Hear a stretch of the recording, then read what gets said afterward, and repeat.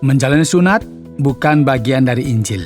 Masalahnya adalah bahwa orang-orang Yahudi mengajarkan kepada orang Galatia yang percaya kepada Kristus bahwa mereka juga harus disunat jika mereka berharap untuk diselamatkan.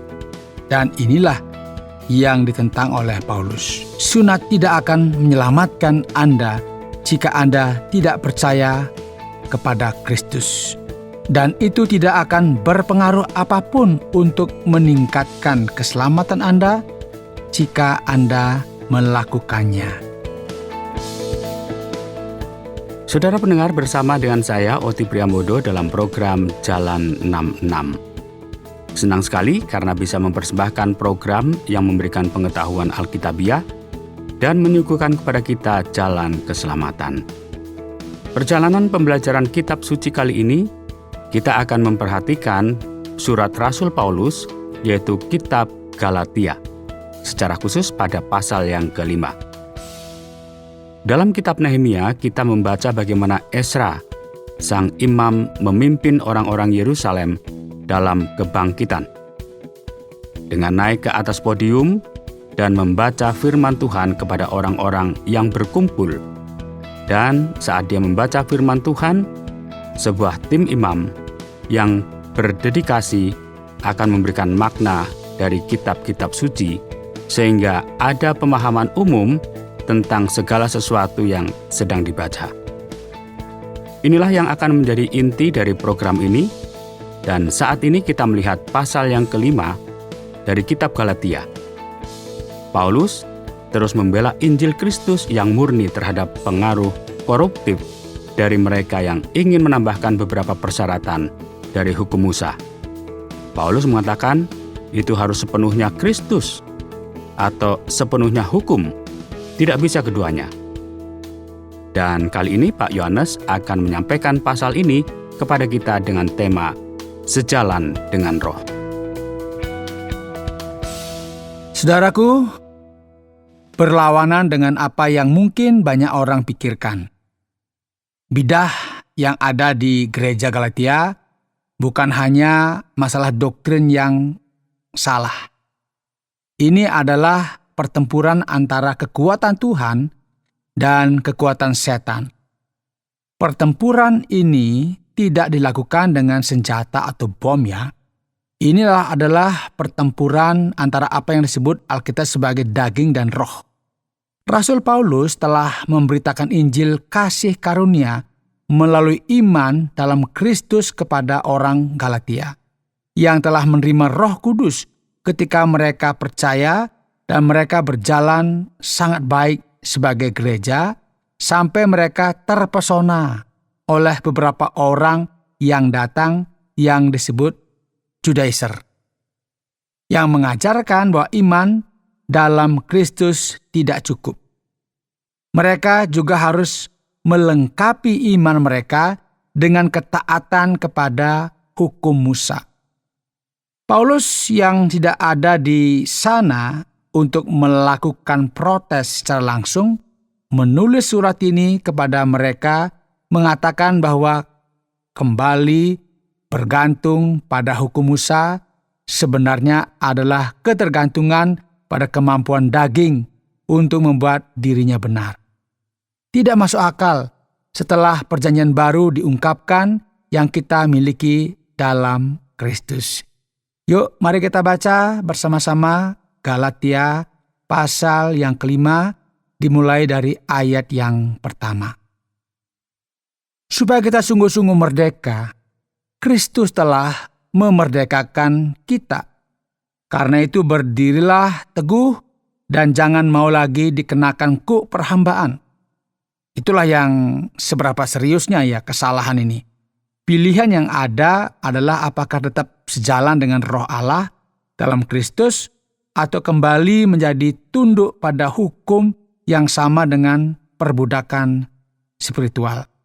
Ayat 2, sesungguhnya aku Paulus berkata kepadamu, jikalau kamu menyunatkan dirimu, Kristus sama sekali tidak akan berguna bagimu. Sekali lagi aku katakan kepada setiap orang yang menyunatkan dirinya, bahwa ia wajib melakukan seluruh hukum Taurat.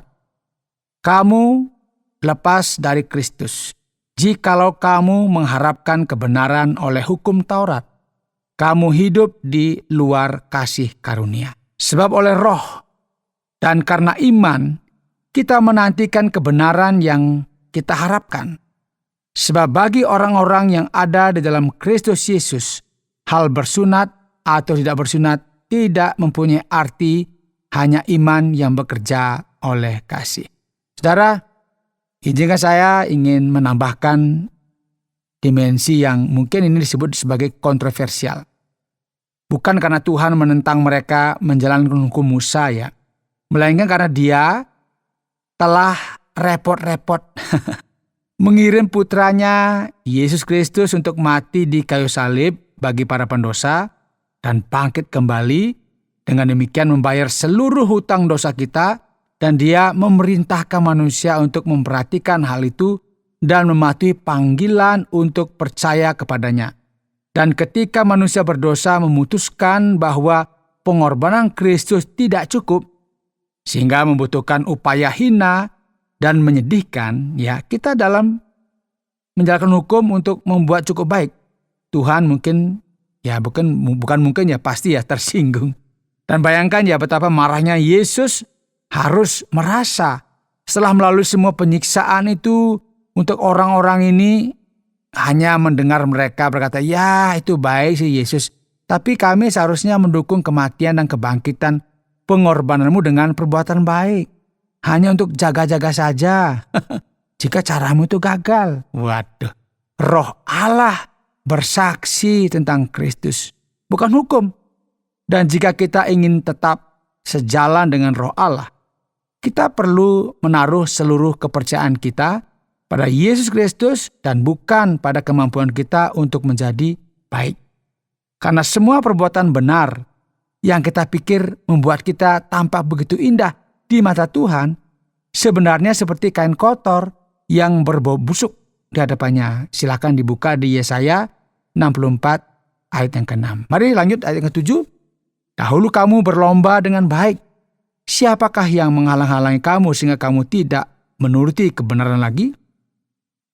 Ajakan untuk tidak menurutinya lagi bukan datang dari Dia yang memanggil kamu.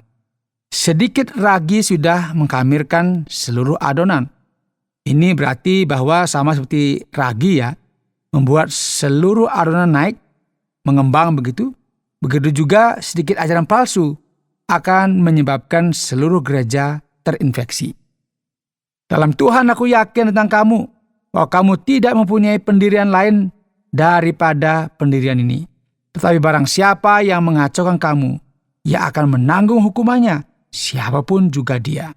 Dan aku ini, saudara-saudara, jikalau aku masih memberitakan sunat, mengapakah aku masih dianiaya juga? Sebab kalau demikian, salib bukan batu sandungan lagi. Baiklah mereka yang menghasut kamu itu mengembirikan saja dirinya. Ini kata-kata yang keras dari Kristus melalui Paulus ya, menganggap kesalahan mereka sebagai pelanggaran yang sangat serius dan obatnya tegas. Lihat, salib Kristuslah yang memberikan kita kedudukan untuk diselamatkan, bukan pekerjaan kita. Dan tampaknya semua yang perlu Paulus sampaikan untuk menghindari penganiayaan adalah dengan mengatakan, baiklah, saya akui mungkin menjaga hukum Musa untuk meningkatkan keselamatan kita mungkin hal yang buruk. Tetapi dia tidak memberikan ruang untuk bidah semacam ini, sekalipun hanya 1 menit. Seorang pendeta yang meremehkan salib Kristus akan memiliki banyak hal untuk dijawab di kursi pengadilan. Saudara-saudara, emang kamu telah dipanggil untuk merdeka. Tetapi janganlah kamu mempergunakan kemerdekaan itu sebagai kesempatan untuk kehidupan dalam dosa. Melainkan layanilah seorang akan yang lain oleh kasih. Sebab seluruh hukum Taurat tercakup dalam satu firman ini, yaitu kasihilah sesamamu manusia seperti dirimu sendiri. Tetapi jika kamu saling menggigit dan saling menelan, awaslah supaya jangan kamu saling membinasakan.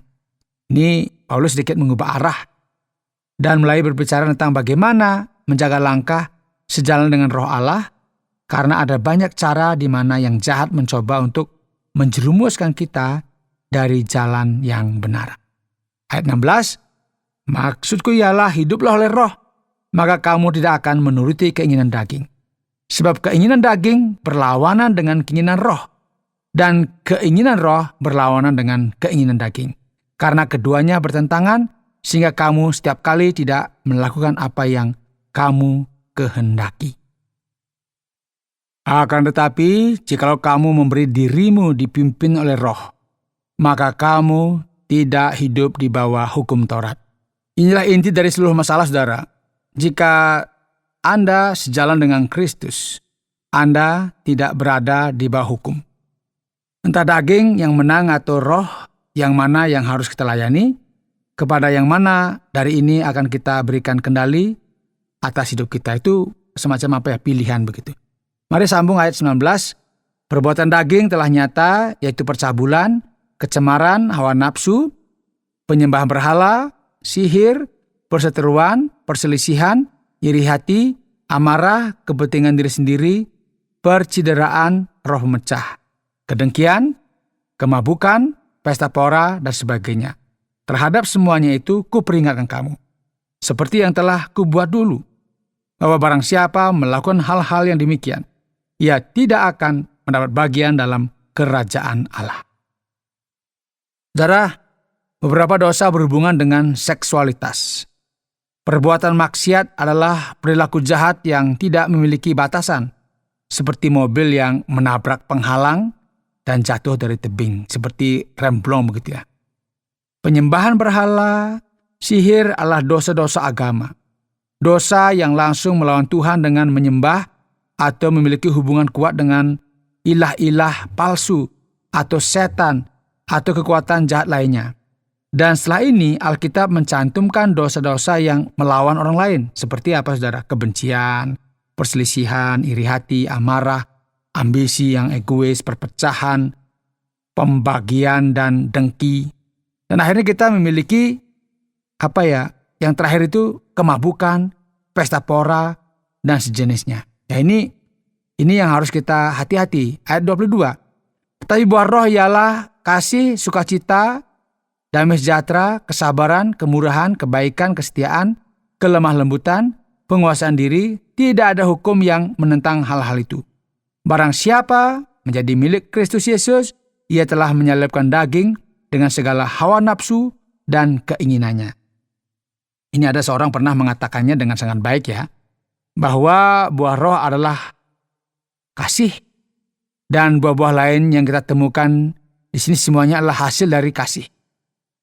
Semua kualitas Kristen yang baik berasal dari satu hal yang benar-benar penting, dan itu adalah cinta kasih, yang merupakan kemampuan untuk menempatkan Tuhan di tempat pertama, dan kemudian orang lain sebelum diri kita sendiri. Melawan hal-hal seperti itu tidak ada hukum, kata Paulus. Karena ketika kita sejalan dengan Roh Kristus, kita tidak memerlukan hukum. Karena kita akan melakukan hal yang benar, karena kita ingin melakukannya, bukan karena kita harus melakukannya. Ayat 25. Jikalau kita hidup oleh Roh, baiklah hidup kita juga dipimpin oleh Roh. Dan janganlah kita gila hormat, janganlah kita saling menantang dan saling mendengki. Demikian saudara, sudah kita dengarkan dari Galatia pasal 5 ayat pertama sampai dengan yang ke-26.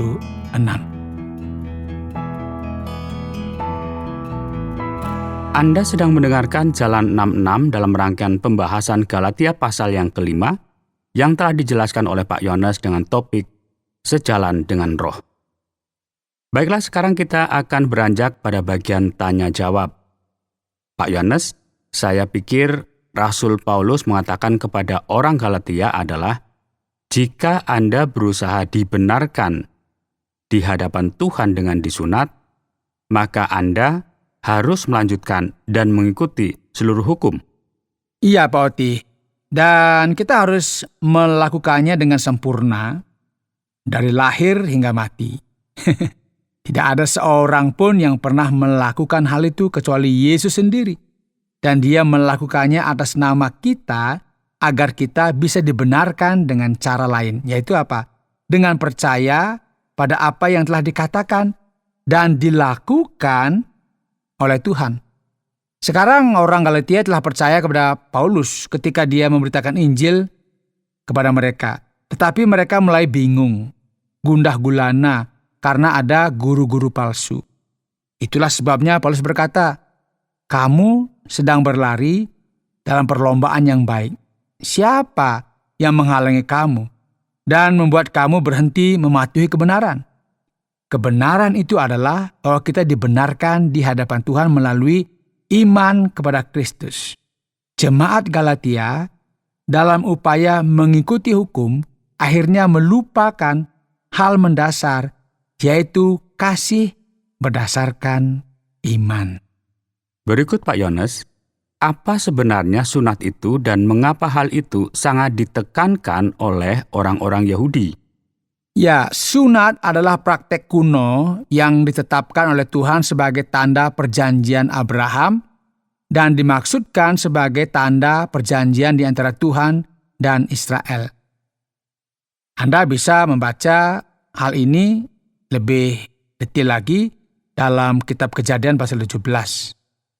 Jadi ada operasi kecil begitu ya, melibatkan pemotongan sebagian kulub yang terletak di ujung kemaluannya laki-laki. Anda tahu anggota tubuh pria kan? Nah itu harus dipotong. Ujungnya istilah sekarang itu disunat. Hukum menetapkan hal ini harus dilakukan pada semua bayi laki-laki yang lahir ketika mereka berusia 8 hari. Tampaknya ada sesuatu dalam sistem kekebalan tubuh bayi baru lahir yang mencapai puncaknya pada hari ke-8. Namun rupanya laki-laki lain yang ingin menjadi bagian dari bangsa Israel harus juga menjalani proses ini. Dan itu cukup menyakitkan. Dan idenya adalah bahwa pria yang menyenangkan Tuhan harus bersedia mengendalikan keinginan dagingnya. Itu idenya. Ritual ini umumnya di budaya kuno dan masih banyak dipraktekkan hingga sekarang di banyak wilayah dunia lainnya dengan berbagai banyak alasan. Dan pertanyaan yang jelas berikutnya adalah berbicara mengenai jika sunat itu ditentukan oleh Tuhan sebagai bagian dari perjanjian Abraham, mengapa Paulus berbicara melawannya? Ya, Paulus tidak berbicara melawan sunat ya. Paulus hanya mengatakan bahwa melakukan sunat tidak membuat Anda lebih suci, dan tidak melakukan sunat juga tidak membuat Anda lebih buruk. Menjalani sunat bukan bagian dari Injil, itu maksudnya. Masalahnya adalah bahwa orang-orang dari kaum Yahudi ini mengajarkan kepada orang-orang Galatia yang percaya kepada Kristus bahwa mereka juga harus disunat jika mereka berharap diselamatkan. Dan ini adalah apa yang Paulus lawan sebenarnya. Sunat tidak akan menyelamatkan Anda jika Anda tidak percaya kepada Kristus dan itu tidak akan melakukan apapun untuk meningkatkan keselamatan Anda. Artinya ketika disunat itu tidak akan berpengaruh apa-apa terhadap keselamatan Anda. Dan itu tidak akan menjauhkan Anda dari sorga jika Anda tidak menyunatkan diri. Jika Anda percaya kepada Kristus, itu maksudnya. Ini sedikit seperti pembaptisan, ya. Yesus mengatakan mereka yang percaya kepadanya dan dibaptis akan diselamatkan. Tapi bukankah baptisan yang menyelamatkan? Ya, bukan baptisan kan? Jika mereka tidak percaya kepada Kristus, bagi keselamatan mereka tidak ada gunanya dibaptis. Paulus berkata kepada orang-orang Galatia waktu itu, jika kalian mempercayai sunat untuk keselamatan kalian, maka Kristus tidak ada gunanya lagi bagi kalian. Dan seakan-akan Kristus mati. Itu sia-sia. Itu kira-kira maksudnya Poti. Lanjut Pak Yones, kalau kita perhatikan dalam ayat yang keempat dan juga dalam ayat yang ketujuh, kita menemukan frasa baru yang telah menimbulkan kontroversi teologis, yang cukup banyak di sini. Apakah mungkin untuk jatuh dari anugerah? Nah, jika Anda bertanya apakah seseorang bisa kehilangan keselamatannya setelah dia mendapatkannya, itu bukan yang dimaksud oleh Paulus. Ini bukanlah pertanyaan tentang apakah seseorang bisa kehilangan keselamatan setelah mereka diselamatkan.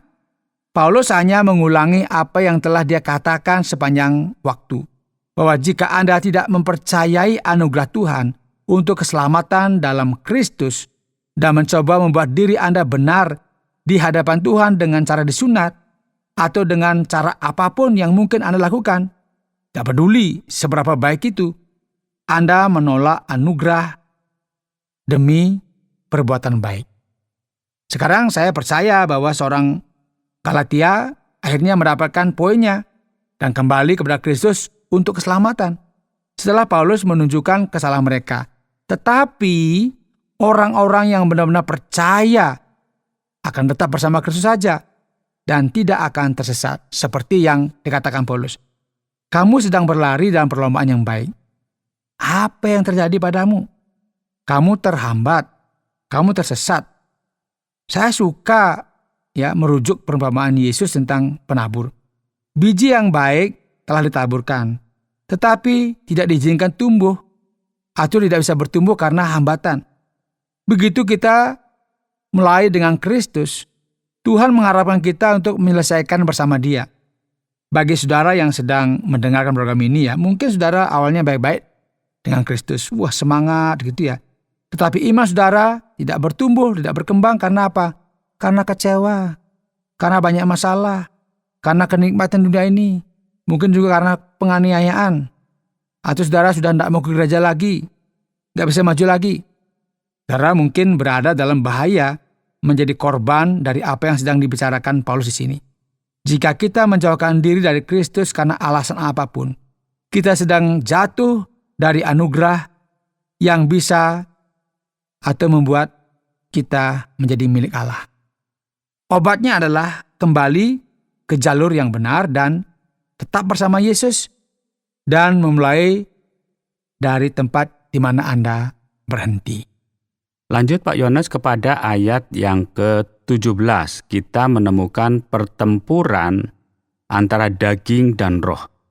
Nah, apa artinya ini dan apakah ini berhubungan dengan seks misalnya?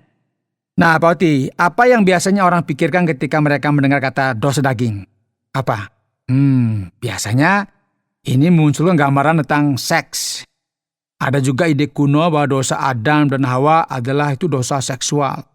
Atau bahwa buah terlarang sebenarnya adalah hubungannya dengan seks. Ini bukanlah apa yang diajarkan oleh Alkitab, ya.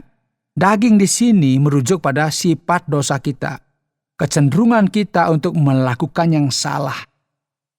Dunia, daging dan setan semuanya mendorong kita untuk menempatkan diri kita di pusat alam semesta dan kita melawan kehendak Tuhan.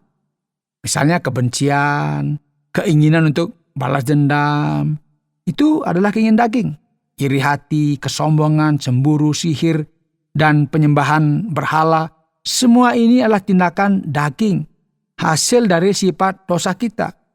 Sekarang semakin jelas bahwa keinginan daging termasuk dosa seksual, tetapi dosa agama seperti mempercayai ajaran palsu, legalisme, kecenderungan untuk mengikuti seluruh hukum dalam upaya untuk menang atas sifat berdosa kita, bisa sama buruknya.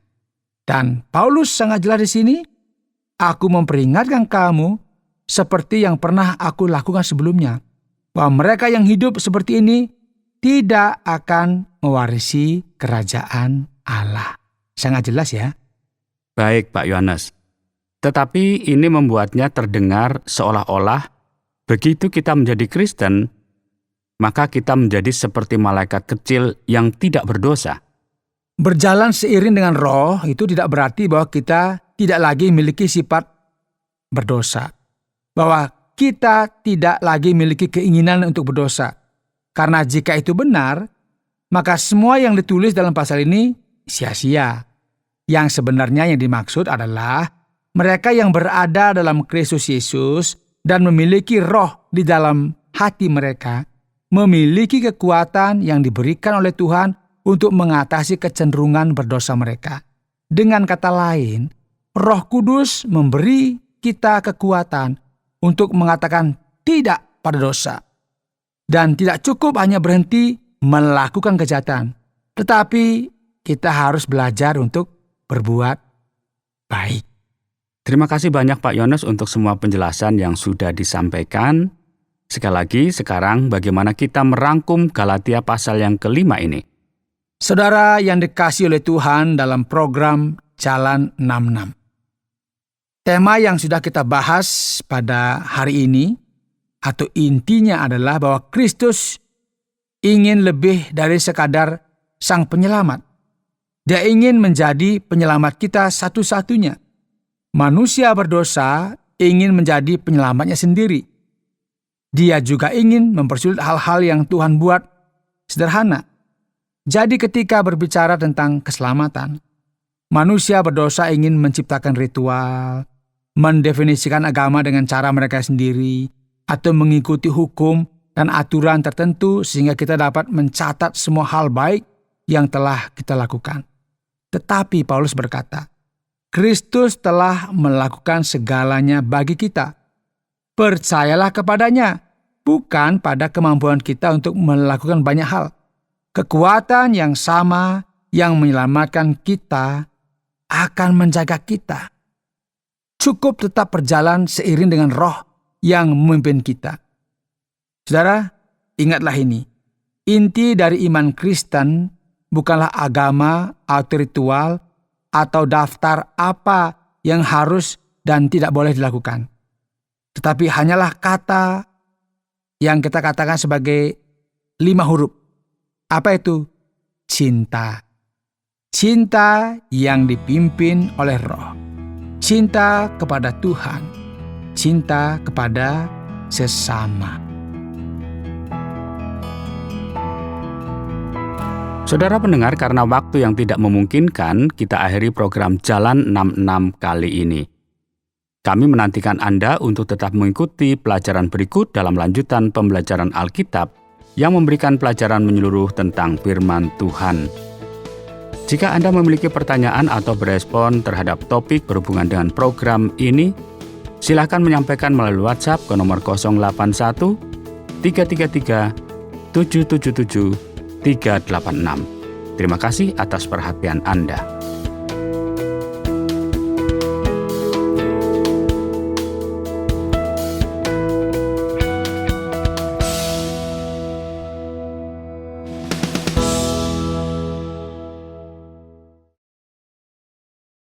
Terima kasih Anda sudah mengikuti program kami. Jika Anda diberkati, jangan lupa like, komen, dan share supaya Anda tidak ketinggalan setiap program terbaru kami. Jangan lupa juga untuk subscribe channelnya dan nyalakan loncengnya.